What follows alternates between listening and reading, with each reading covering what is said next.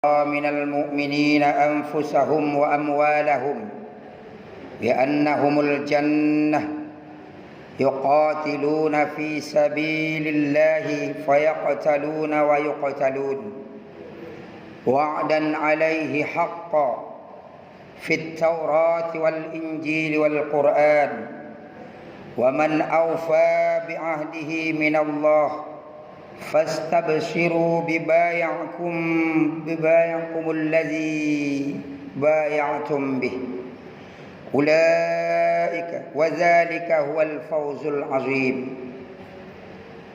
وقال الله تعالى في كتابه الكريم: يا أيها الناس اتقوا الله حق تقاته ولا تموتن إلا وأنتم مسلمون.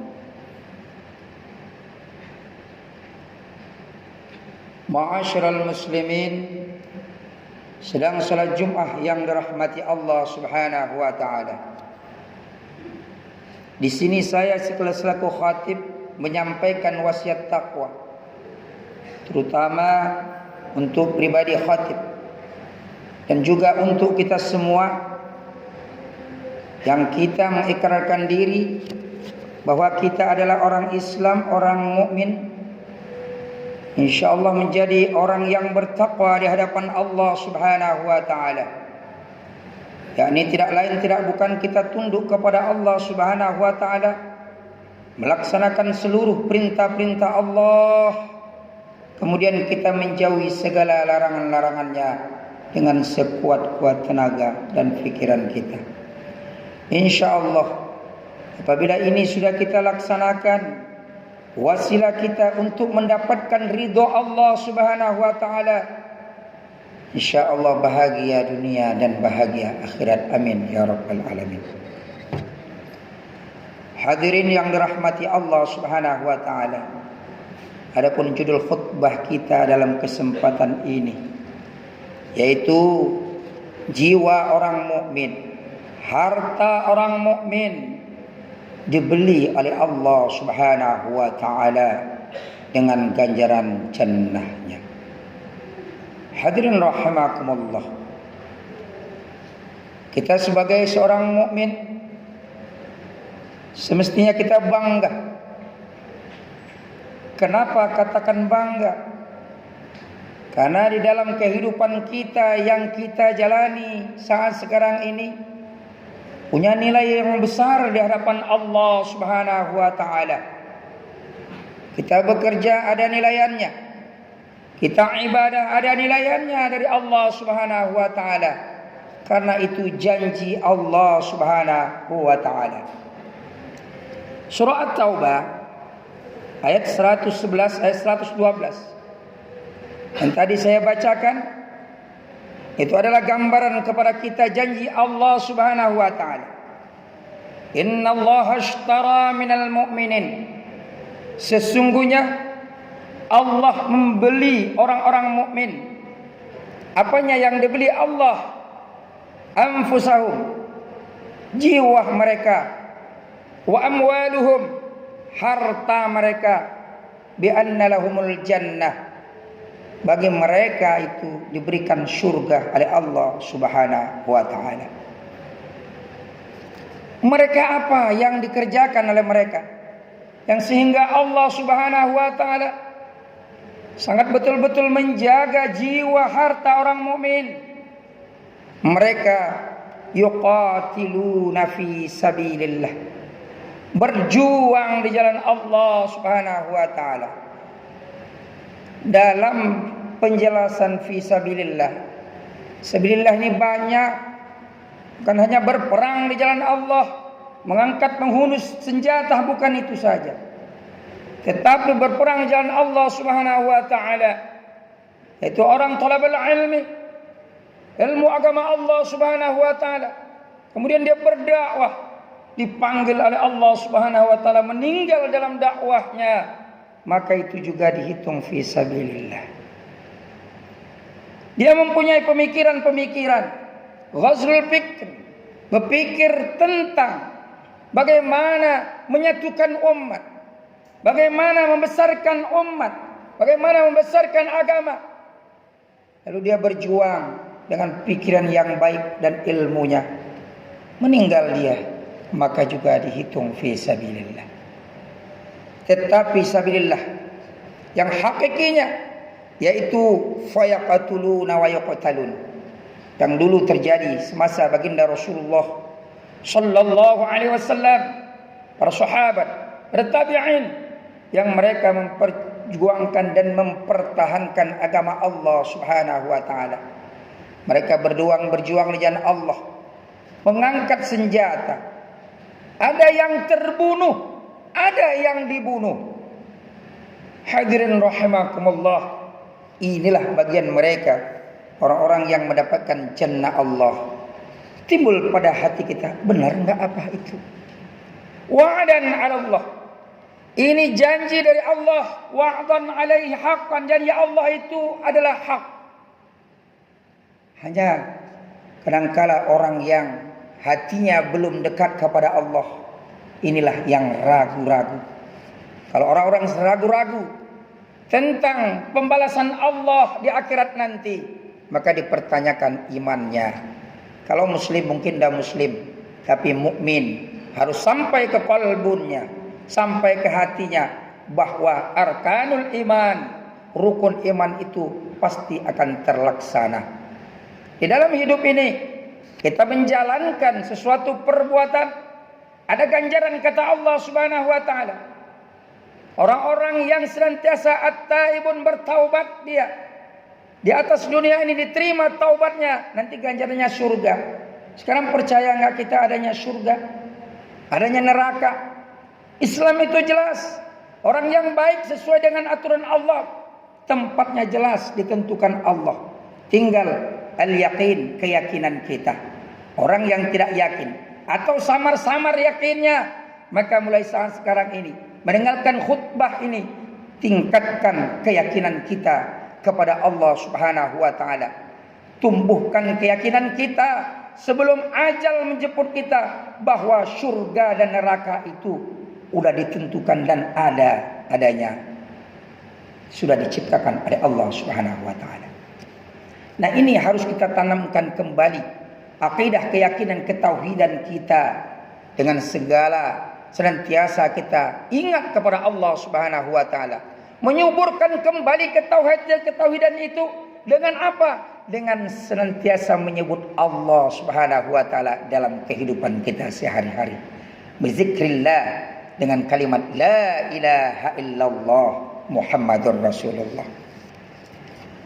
Kemudian orang-orang yang al-abiduna, yang senantiasa ibadah kepada Allah setelah dia taubat kepada Allah atas segala kesilapan dan kesalahan yang pernah dia lakukan, lalu dia al-abidun, melaksanakan ibadah kepada Allah Subhanahu wa taala.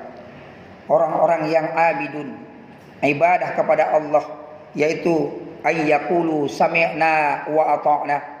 Dia senantiasa mendengarkan apa-apa yang telah disampaikan melalui Al-Quran, melalui mulut-mulut para orang-orang alim ulama yang mengajarkan tentang agama Allah Subhanahu wa taala. Lalu dia sami'na, dia dengarkan, wa ata'na, dia laksanakan. Maka mereka inilah orang-orang yang mendapatkan ganjaran dari Allah, wa ulaika humul faizun. Mereka ini mendapatkan kemenangan. Jadi kunci yang paling utama, senantiasa bertaubat kepada Allah Subhanahu wa taala. Taubat kita istighfar. Istighfar kepada Allah Subhanahu wa taala. Taubat kita sesama manusia, minta maaf. Ini harus kita laksanakan, harus kita lakukan, supaya apa? Terjaga hal-hal kemusyrikan pada diri kita, sehingga senantiasa kembali tumbuh yang baik syahadat kita di hadapan Allah Subhanahu wa taala. Hadirin rahimakumullah, itu yang kedua. Kemudian yang ketiganya hamiduna, orang-orang yang nanti disediakan oleh Allah Jannah, orang senantiasa memuji Allah Subhanahu wa taala. Ini kita jangan sampai dalam kehidupan kita 24 jam itu lost sama sekali, Tidak pernah hati kita ingat kepada Allah. Tidak ada memuji Allah Subhanahu wa ta'ala. Kita dalam bekerja, tangan kita yang bekerja, mungkin mata kita yang bekerja untuk dunia, tetapi hati kita jaga bisa untuk Allah Subhanahu wa ta'ala. Mungkin itu lebih menjaga kerjaan-kerjaan kita yang di atas dunia ini, sehingga lebih terarah, lebih fokus. Kenapa? Karena ada yang mengawasi kita. Hati kita selalu tunduk kepada Allah Subhanahu wa ta'ala. Ketika kita mau menyeleweng dalam pekerjaan kita, kita ingat kepada Allah Subhanahu wa ta'ala.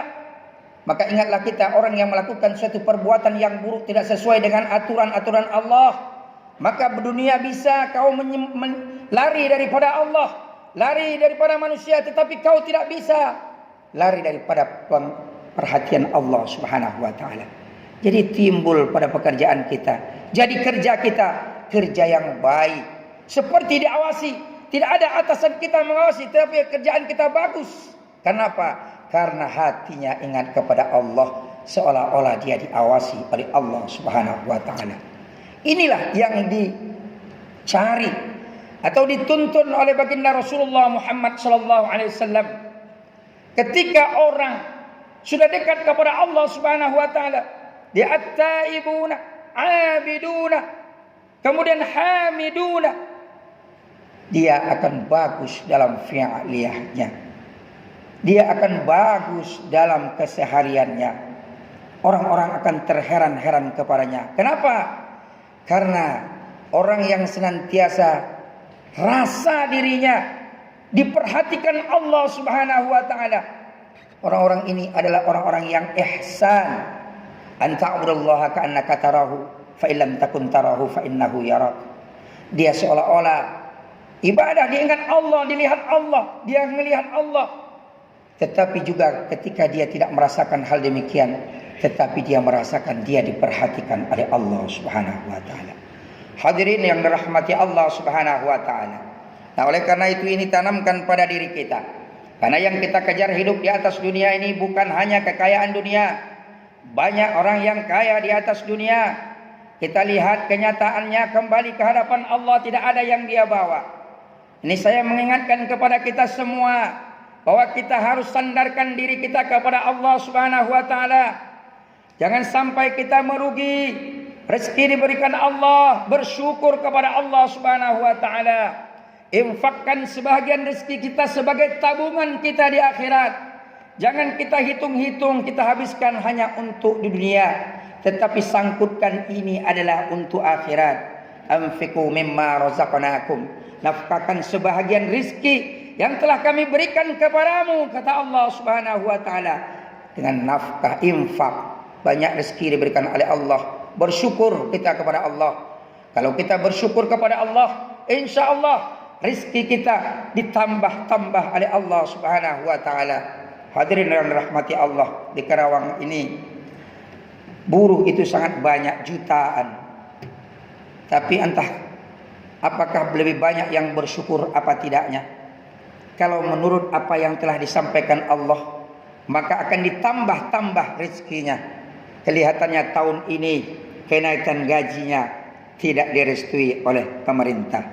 Maka oleh karena itu kita jangan bersedih hati, tetapi kita lebih bersyukur kepada Allah. Apakah dahulu tahun-tahun yang diberikan oleh Allah tersebut kita tidak bersyukur, maka tahun ini belum ditambah oleh Allah Subhanahu wa ta'ala. InsyaAllah berikutnya, karena kita bersyukur kepada Allah Subhanahu wa ta'ala, mudah gerakan hati para petinggi-petinggi kita dan juga yang mewakili perusahaan dalam rapat dengan pemerintah. Mereka mempunyai hati yang baik. Kenapa? Karena mereka mendapat keuntungan yang besar. Kalau mereka tidak mendapatkan keuntungan besar, apa yang mau dia berikan kepada kita? Maka inilah kita syukur nikmat kepada Allah Subhanahu wa ta'ala. Mudah-mudahan kita semua dan juga para pengusaha menjadi pengusaha yang jujur. Kita jujur dalam bekerja, pengusaha jujur dalam memberikan hal-hal sesuatu yang baik untuk kita. Insya Allah kita akan diberikan kebahagiaan, tambahan nikmat oleh Allah Subhanahu wa ta'ala. Tapi ingat, apabila ada kebohongan, para pekerja-pekerjanya bohong, para pengusaha-pengusahanya bohong, maka tunggu kehancuran. Maka na'udzubillah, summa na'udzubillah. Dalam kesempatan ini saya mengajak kepada kita semua untuk menerapkan dalam hidup kita, baik kita sendirian, kita di keluarga maupun di perusahaan, menjadilah kita manusia yang jujur, manusia yang bertakwa kepada Allah dan selalu memuji Allah Subhanahu wa taala. Hadirin yang dirahmati Allah Subhanahu wa taala, mudah-mudahan apa yang saya sampaikan dalam kesempatan ini menjadikan ibrah bagi kita bahwa kita rupanya dijaga oleh Allah. Orang mukmin itu disediakan jannah apabila mereka betul-betul jiwa raganya dicurahkan untuk Allah Subhanahu wa taala.